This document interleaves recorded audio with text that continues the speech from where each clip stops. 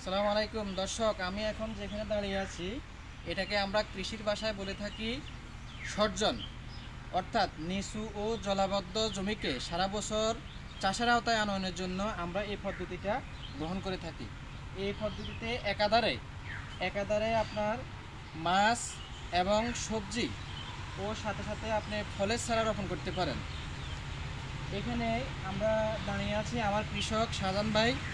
উনি প্রায় এখানে কত শতাংশ জমি হবে এখানে শাহজাহান ভাই? 45% জমিতে উনি সর্জন তৈরি করছেন। এখানে যদি আমরা একটু দেখাই, এদিকে আসেন, যদি আমরা একটু দেখাই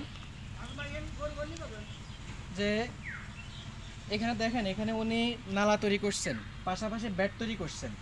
অর্থাৎ এই জমিতে বছরে একবার চাষাবাদ হইতো, বাকি দুইবার এটা পানির নিচে থাকতো।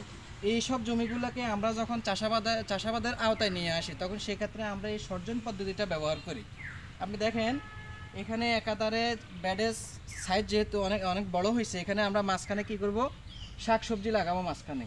আর পাশে আমরা একাধারে 6 ফুট দূরে দূরে, এদিকে 6 ফুট দূরে দূরে কিন্তু আমরা এই পেঁপে চারা বা ফলের চারা আমরা লাগাইতে পারি 6 ফুট দূরে দূরে।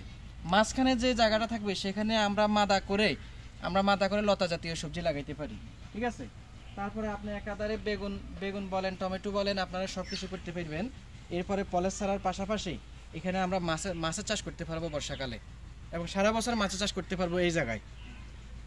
এবং এখানে একাধারে মাছের চাষের সাথে সাথে এখানে যে পানি থাকবে সে পানিটা আমার এই ফসলের কাজে লাগবে।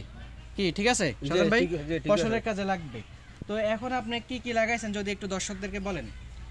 আমি এখন মনে করেন পেঁপে লাগাই, পেঁপে লাগাম, তারপর লাগাই না ইয়ে লাগাইছি, বরবটি লাগাইছি, আপনার ওই ধনিয়া ধনিয়া দেখতে পাচ্ছি, মরিচ দেখতে পাচ্ছি, মরিচ লাগাইছি, তারপরে পেঁয়াজ আছে, তারপরে ওই আপনার সসিন্দা আছে, করলা লাগাইছি।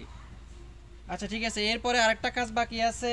এই যে জায়গাটা, এখান থেকে যে আমাদের লতা জাতীয় সবজি উঠবে, এই লতা জাতীয় সবজি কিন্তু মাচায় চলে যাবে। অর্থাৎ এই জায়গাটার উপরে কিন্তু দোসালা, অর্থাৎ এইটাই প্রাকৃতিক মাচা হবে। এই মাচার উপরে ওই দিক থেকেও কিন্তু ফসল উঠবে, এদিক থেকেও ফসল উঠবে। ঠিক আমাদের প্রত্যেকটা নালার উপরে মাচা হবে, এবং এই জায়গা থেকে বছরে মিনিমাম 1 লক্ষ টাকা আয় করা সম্ভব। 1 লক্ষ টাকা আয় করা সম্ভব প্রতি বছর এই জায়গাটা থেকে, সঠিকভাবে যদি আমরা শাকসবজি এবং ফলের চাষ করি। এবং আপনি দেখেন সামনে কিন্তু রমজান আসতেছে। রমজানে আমরা বিপুল পরিমাণে সবজি এখান থেকে মার্কেটে সাপ্লাই দিতে পারবো।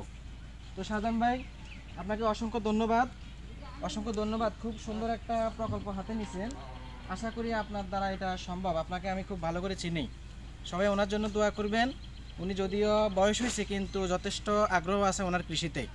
আমরা সবাই ওনাকে সাপোর্ট করব, দোয়া করব যাতে উনি এখান থেকে ভালো কিছু আয় করতে পারেন। ধন্যবাদ, ভালো থাকবেন। হ্যাঁ, ওকে, আসসালামু আলাইকুম। জি।